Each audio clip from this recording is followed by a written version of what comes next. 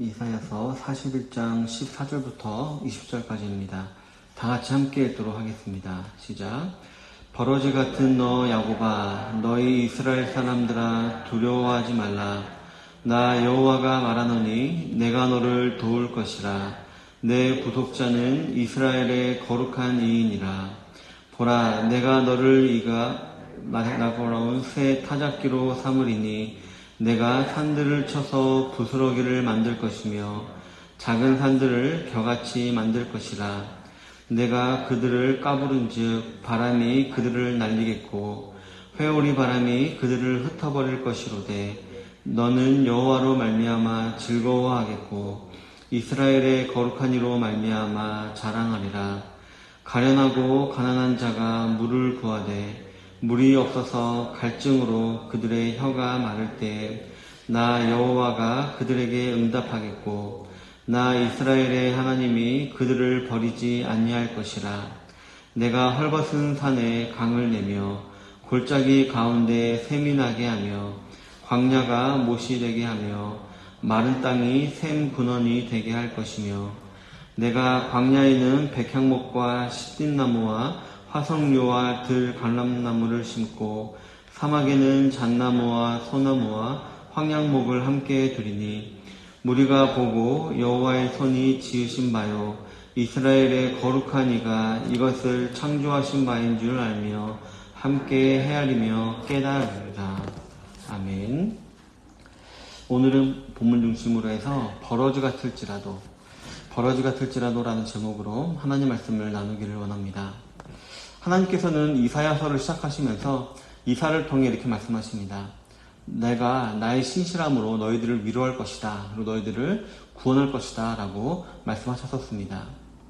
비록 우리 사람은 하나님께 신실하지 못했지만 하나님께서는 자신의 백성들에게 은혜의 언약을 선수적으로 베풀어 주셨고 자신의 이 언약에 신실한 하나님께서는 자신의 이름을 위해서 신실한 은혜를 그 택자들에게 베풀어주고 계신 것이었습니다.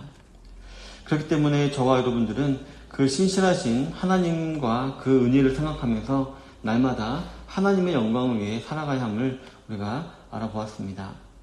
그렇다면 우리에게 부어지고 있는 신실하신 하나님의 은혜와 그 구원은 어떤 단계를 거치는 것일까요? 첫 번째로는 자신의 실존을 보게 하십니다. 본문 14절에 보면 버러지 같은 너 야곱아 너희 이스라엘 사람들아 두려워하지 말라. 나 여호와가 말하노니 내가 너를 도울 것이라. 내 구속자는 이스라엘의 거룩한 이인이라 라고 기록을 하고 있습니다. 모든 사람들은 자기 자신을 실제보다 더 높이 평가하는 경향이 있습니다. 그러다 보니 이 세상에서 자신의 평가가 조금이라도 더 낮게 평가를 받는 것 같으면 스트레스를 받곤 합니다. 그리고 나선 더 나은 평가를 받고 귀한 대우를 받기 위해서 수단 방법을 가리지 않고 세상의 영광을 추구하곤 합니다. 그리고 그 노력으로 만약에 좋은 평가를 얻게 된다면 또 대번에 교만해져서 자기 자신을 과신하게 됩니다. 이처럼 우리 인간의 본성은 그대로 놓아두면 어떤 형식으로든 악하게 발전하게 되어 있는 것입니다. 이러한 우리 인간의 연약한 본성을 잘 아시는 하나님께서는 오늘 본문에서 그러한 우리들을 부르면서 버러지 같은 너 야곱아 라고 부르십니다. 옛날 성경에는 지렁이 같은 너 야곱아 라고 기록이 되어 있었습니다. 저는 개인적으로 지렁이라는 번역이 이 본문을 더 빛나게 하는 것이 아닌가라는 생각이 들었습니다.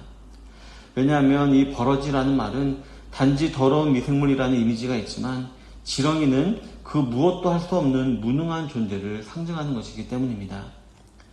잘 아시다시피 이 지렁이는 평소에는 땅이나 거름 속에서 지나다가 비라도 오게 되면 숨을 못 쉬게 되기 때문에 밖으로 나와야만 합니다. 또 비가 또 내리다가 그치기라도 하면 또 다시 땅속으로 들어가야만 합니다. 왜냐하면 만약 햇빛에 쏘이게 되면 금방 말라서 비틀어져 죽게 되기 때문입니다. 이래저래 죽기 쉬운 존재가 바로 지렁이인 것입니다. 따라서 지렁이, 즉 버러지라는 단어는 적어도 하나님 앞에서는 도대체 존재의 이유조차 찾을 수 없는 이렇게 나약하고 쓸모없는 그런 자가 있는데 그것이 바로 우리 사람이었다라는 것을 알게 해주는 것입니다. 성도 여러분, 우리 사람이 만물의 영장이라고 불립니다. 하지만 하나님 편에서 생각해보면 아무런 값어치도 없고 아쉬울 것 없는 그런 피조물 중에 하나일 따름입니다.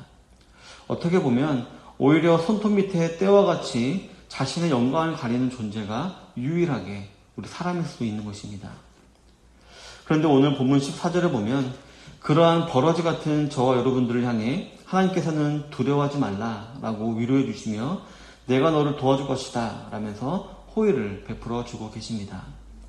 그리고 친히 자신을 구속자라고 부르십니다. 바로 마땅히 해결해야 할 의무를 대신 해결해 주는 자라는 뜻을 가진 구속자로 자기를 부르고 계시고요. 또한 죄와 죽음의 형벌을 대신 당해주시는 자라는 이런 뜻을 가진 구속자로 자신을 이렇게 부르고 계신 것입니다. 더 나아가 자신을 이스라엘의 거룩한 이라고 말을 하고 있습니다. 즉 이스라엘을 다른 세상과 구별하여서 하나님께로 인도할 자로 설명을 하고 계신 것입니다. 즉 버러지 같은 저와 여러분들을 위해 친히 하나님께서 창조주께서 구속자와 인도자로 자처하고 계신 것입니다. 이러한 사실을 깊이 생각해 볼 때 저와 여러분들은 우리가 받은 구원과 은혜에 대해서 진정으로 감사하게 되고 그것이 얼마나 놀라운 일이었는지를 깨닫게 될 것입니다. 실제로 우리는 하나님의 의의 저울에 달아보았을 때 정말 무게가 하나도 나아가지 않을 만큼 가볍고 미약한 존재이고 오늘 본문에 따르면 그런 버러지 같은 존재이지만 하나님께서는 우리를 무한한 가치가 있는 존재로 여겨주셔서 구원해 주시고 인도해 주신다는 것입니다. 성도 여러분, 이것이 바로 저와 여러분들의 실존입니다. 실제로는 전혀 가치가 없는 존재이지만 하나님께서 무한한 가치가 있는 존재로 여겨주셔서 은혜로 구원을 해주셨다는 것입니다. 이러한 자신의 실존을 깊이 묵상하는 가운데 더욱더 하나님께 신실하여지기를 다짐하고 기도하시는 모든 성도님들이 되시기를 바라겠습니다. 두 번째로 이러한 은혜의 구원을 깨닫게 하신 이후에 하나님께서는 원수들을 이기게 하십니다. 본문 15절부터 16절에 보면 보라 내가 너를 이가 날카로운 새 타작기로 삼으리니 내가 산들을 쳐서 부스러기를 만들 것이며 작은 산들을 겨같이 만들 것이라. 내가 그들을 까부른 즉 바람이 그들을 날리겠고 회오리 바람이 그들을 흩어버릴 것이로되 라고 기록을 하고 있습니다. 오늘 본문에서 하나님께서는 이사야를 통해 자신이 택하여 구원한 자들로 하여금 날카로운 새 타작기가 되게 하겠다라고 말씀을 하고 계십니다. 그리고 작고 큰 산과 같이 모든 강력한 대적들을 다 이기게 하실 것이다 라고 말씀하고 계십니다. 더 나아가 그 대적들의 흔적도 찾지 못할 정도로 완전히 이기게 하시겠다라는 것입니다. 성도 여러분, 저와 여러분들이 인정할 수밖에 없는 사실이 하나 있다면 바로 공중권세를 잡고 있는 마귀와 이 세상 사람들은 우리보다 강력하며 지혜롭다는 것입니다. 그래서 우리는 자주자주 그들에게 굴복하기도 하고 그들이 하는 유혹에 넘어가기도 하고 또 그로 인하여서 심란해지기도 하는 것입니다. 그런데 이사야는 이러한 모든 공격으로부터 우리 성도들이 승리할 수 있도록 우리를 도와주신다는 하나님의 신실한 약속을 다시 한번 언급하고 있습니다. 궁극적으로는 주님이 다시 재림하시는 그날 우리는 승리자였다라는 것이 밝혀진다는 것입니다. 바로 궁극적인 구원의 완성을 경험하게 되는 것입니다. 또한 백보자 앞에서 우리가 이 땅에 살아갈 때 하나님 중심, 성경 중심, 교회 중심으로 살아갔던 것이 어리석은 것이 아니라 실제로는 지혜로운 행동이었고 오히려 자신의 인생을 즐길 줄 아는 지혜로운 자로 여겨졌던 세상 사람들이 어리석은 것이었음을 확연하게 드러나게 되는 것입니다.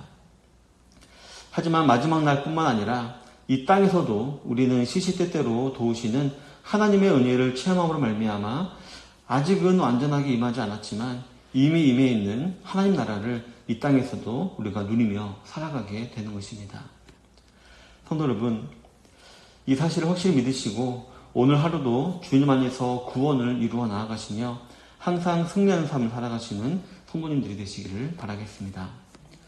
사랑하는 성도 여러분, 본문 16절부터 20절까지 해서 보면 하나님께서는 먼저 우리에게 즐거움과 자랑을 주신다라고 기록을 하고 있고 더 나아가 그러한 우리들을 통해서 많은 일들을 감당케 하시고 그것을 통해 영광을 받으실 것이다 라고 기록을 하고 있습니다.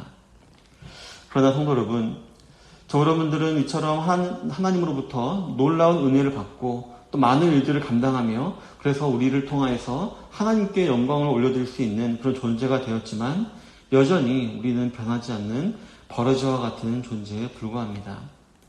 현실 속에서 원수들과 대적들을 이기긴 하겠지만 자신이 한 것이라기보다는 하나님께서 다 해주신 것이기 때문에 그것을 가지고 하나님께 영광을 돌린다라고 하기에도 참 애매한 것이 많이 있는 것입니다.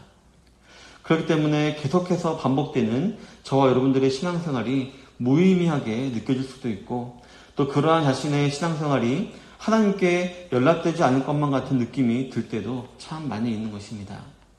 그런데 놀라운 사실은 20절에 보면 비록 부족한 것 투성일지라도 세상 사람들이 우리의 신앙생활을 보고 하나님을 창조주로 알게 되고 인정하게 된다라고 기록을 하고 있다는 것입니다. 이 말을 뒤집어서 말하면 하나님께서는 우리의 성도들의 신앙생활을 참으로 값어치 있게 여기시고 그를 통해 영광을 거두신다는 것입니다. 즉 저 여러분들의 실존은 버러지 같을지라도 하나님께서는 저 여러분들을 참으로 귀하게 여겨주셔서 지금도 사랑해 주신다는 것입니다. 성도 여러분, 오늘 하루도 이러한 위로로 힘차게 시작하시는 모든 성도님들이 되시기를 바랍니다. 나는 여전히 비록 부족하고 여전히 많은 것이 미숙하지만 모든 것을 합력하여 선을 이루시는 하나님께서 우리를 통하여서 영광을 친히 거두시고 우리를 통하여서 잃어버린 자들이 돌아오는 역사도 이루신다는 사실을 꼭 기억하시고 우리는 앞으로도 계속 하나님을 바라보아야 할 줄을 믿습니다. 그리고 그분 안에서 참된 위로와 만족을 경험하는 오늘 복된 하루가 되시기를 주님의 이름으로 축원합니다. 아멘.